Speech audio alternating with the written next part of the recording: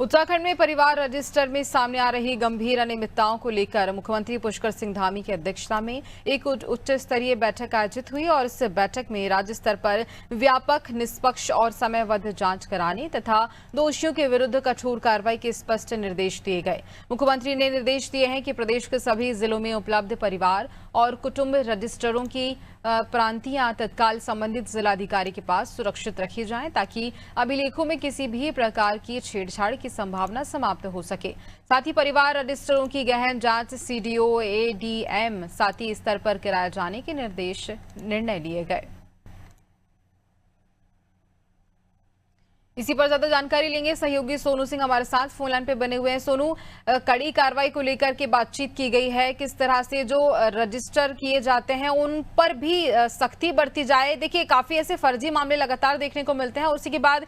ये बैठक होती है और इस बीच खुद मुख्यमंत्री निर्देश देते भी नजर आए।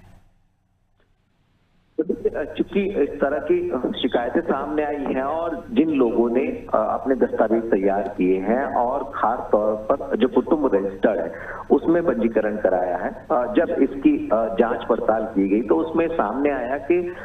फर्जी सूचनाओं के आधार पर दस्तावेज तैयार हुए। जो परिवार रजिस्टर है इसमें नाम पंजीकरण कराया गया। जब जांच पड़ताल में खुलासा हुआ तो सरकार के मुखिया ने इसका संज्ञान लिया और उसके बाद अधिकारी को बैठक कर दिशा निर्देश दिए और व्यवस्थाओं को सुनिश्चित और पारदर्शी करने के लिए कहा है, क्योंकि सरकार का जो उद्देश्य है वो सिर्फ और सिर्फ ये है कि जो उत्तराखंड की संस्कृति है, उत्तराखंड की जो विश्व में पहचान है, उत्तराखंड की जो आवो हवा है, जो जिस तरह से डेमोक्रेसी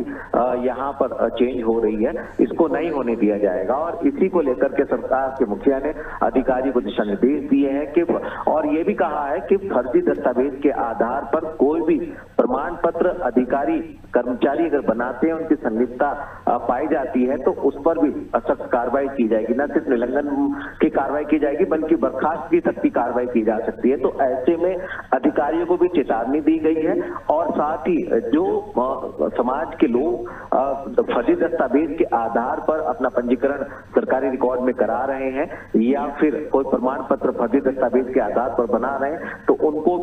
पर भी सख्त एक्शन लेने के लिए कहा गया है। तो ऐसे में ये मामला और गंभीर हो जाता है। अब देखना होगा कि अधिकारियों की कार्य संस्कृति में आखिर कितना बदलाव आएगा और ये जो फर्जी दस्तावेजों के आधार पर परिवार रजिस्टर में नाम पंजीकृत कराया जा रहा है, इसमें कितना बदलाव देखने को मिलेगा और साथ ही साथ जो तहसील स्तर पर अन्य दस्तावेज तैयार किए जाते हैं इनमें कितनी गंभीरता जो विभागीय अधिकारी हैं वो बरतने वाले हैं, ये देखना होगा। गुंजन, बिल्कुल ये देखने वाली बात होगी, लेकिन अब जो निर्देश दिए गए हैं उसके बाद अब क्या कुछ आगे होगा ये देखा जाएगा। सोनू, आगे भी जानकारी लेंगे, आप बने थे हमारे साथ।